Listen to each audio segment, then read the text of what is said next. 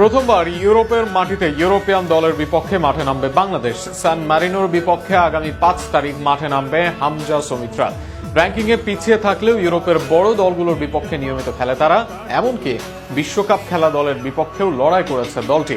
বাংলাদেশের ইউরোপীয় দলের বিপক্ষে ম্যাচ নিয়ে থাকছে প্রতিবেদন। প্রথমবার ইউরোপের কোন ফুটবল দলের বিপক্ষে ইউরোপের মাটিতে ম্যাচ খেলবে বাংলাদেশ। এর আগে একবার ইউরোপে ম্যাচ খেলেছে বাংলাদেশ, তবে তা ছিল এশিয়ান দলের বিপক্ষে। আবার ইউরোপীয় দলের বিপক্ষেও ম্যাচ খেলেছে বাংলাদেশ, তা ছিল এশিয়ার মাটিতে। তবে প্রথমবার ইউরোপের মাটিতে ইউরোপের দলের বিপক্ষে মাঠে নামার সুযোগ টাইগারদের।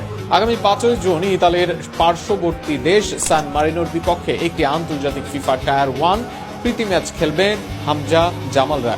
বাংলাদেশ ফুটবল ফেডারেশন আজ এক সংবাদ বিজ্ঞপ্তিতে বিষয়টি নিশ্চিত করে।